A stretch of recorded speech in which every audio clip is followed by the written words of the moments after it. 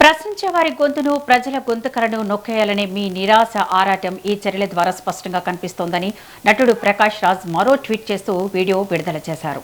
ఇటీవల సోషల్ మీడియాలో ప్రకాష్ రాజ్ ప్రముఖ యూట్యూబర్ ప్రశ్న రావణ్కు సంబంధించిన ఒక ఆడియో కాల్ రికార్డింగ్ విపరీతంగా వైరల్ అయింది.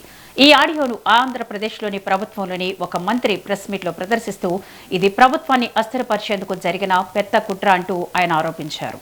తాను వివిధ తేదీల్లో వేర్వేరు సామాజిక అంశాలపై ట్వీట్లు చేసే సమయంలో తెలుగు వాక్యాల నిర్మాణం మరియు స్పెల్లింగ్ తప్పులను సరిదిద్దమని కోరుతూ పంపిన వాయిస్ మెసేజ్లను సేకరించారని ప్రకాష్ రాజ్ ట్వీట్ చేస్తూ మరో వీడియో విడుదల చేశారు. ఆ హడావిడి వాయిస్ నోట్స్ ఒకే సంభాషణగా మార్చి తప్పుడు పద్ధతిలో ఎడిట్ చేసి సోషల్ మీడియాలో లీక్ చేశారని, దాన్ని ఒక మంత్రి ప్రెస్ మీట్లో చూపిస్తూ ప్రభుత్వంపై కుట్రనడం హాస్యాస్పదమంటూ ప్రకాష్ రాజ్ తెలిపారు. అసలు నా వ్యక్తిగత వాయిస్ నోట్స్ మీ పార్టీ వ్యక్తికి ఎక్కడి నుంచి లభించాయి, వాటిని ఎవరు లీక్ చేశారు, సమాధానం చెప్పండి అంటూ ఆయన ట్వీట్ చేశారు.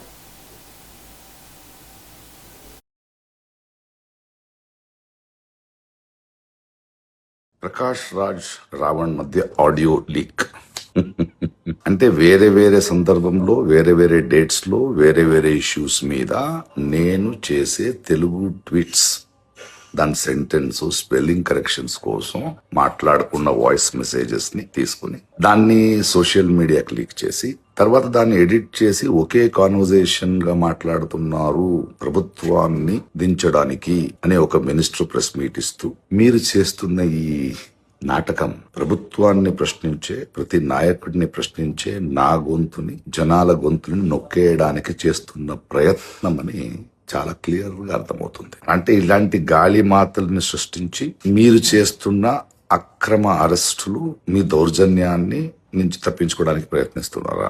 ఇంకేదైనా ట్రై చేయండి. జనాలు చూస్తున్నారు రోజు రోజు ఎలా దిగజారిపోతున్నారని. అవును, ఈ ఆడియో లీకులు మీకెలా దొరికింది? దీన్ని సోషల్ మీడియాలో లీక్ చేసింది ఎవరు? Just asking.